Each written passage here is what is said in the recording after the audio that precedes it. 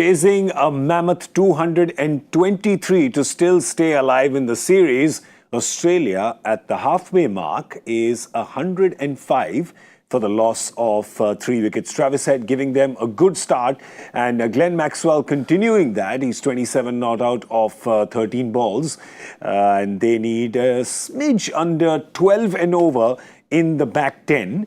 This is Cricbuzz Comm Box. I'm Gaurav Kapur. With me, Zaheer Khan. You're thinking at 12 and over in the back 10 for this Australian batting lineup. Stoinis batting, Maxwell batting, Tim David and Matthew Wade to come. Don't put it past them. Yeah, but game on for sure. It's going to be an interesting game. We did touch upon that. Dew was a factor today. That is very evident. But Travis Head once again showing what kind of impact he can have on any format. Yep. And that's something which was evident today. The partnership with Hardy was a good one. And after that, Maxwell and Stoinis is another partnership which is building out to be a threatening one at this stage.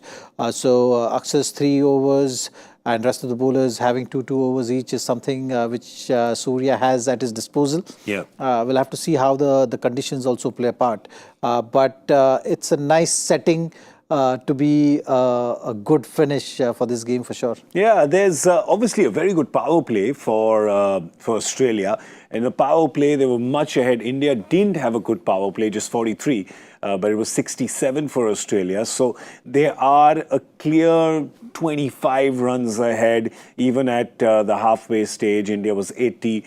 They're 105. But what we are not accounting for, and how expensive will that be, was that Glenn Maxwell over the final over that he bowled for the Australians, gave away 30 in that. So he's got to make up for that. But he's come in that mood, right? He's come in the mood that he wants to make up for that. Yeah, looks like it. And, he's putting bowlers under pressure.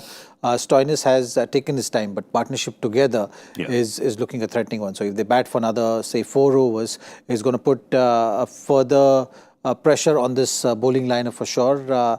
And that will be interesting to see. Whether Akshar showed those glimpses in the first over that he can create that impact. And I think if he does create that kind of impact and maybe chips in with a wicket or 2 at this stage, it is going to be very crucial because wicket is something which India will be looking at in the next couple of overs. Yeah, that's right. That's the only thing that can stop this scoring rate. Of course, the spinners, both the spinners were fantastic in the second T20. They're carrying that form into this game as well, and they've done it. Akshar, of course, has bowled his 1 over just for 3 runs. But Bishnoi bowling his 3 overs for 24, which is great. Remember, it's a very wet ball. It's a very wet outfield. So that effort is even better than the numbers suggest. And of course, getting that 1 ball, you'd want to say that it's off his googly, but he's a leg spinner who bowls like an off spinner. Yeah, he bowls a lot of English sliders. Yes, sliders. He bowls at a good pace as well, and the ball skids through. Yeah. Certainly looks like he's putting English under pressure. Yeah. And that is a good sign because in this format, if you have that kind of edge over a main batter, it's just going to put you in a position of strength every time you face that batter. We've seen English, what kind of innings he's played in the first game. So from Australia's point of view, it was important that he creates that kind of impact, which he failed to do. But again, it just goes to show that as a bowler, if you are able to, in this format, you will go for runs. Yeah. But if you are able to have that mindset where you can keep coming back and maybe come back with a wicket, that creates a huge impact. And that's something which we'll have to observe with all the bowlers today.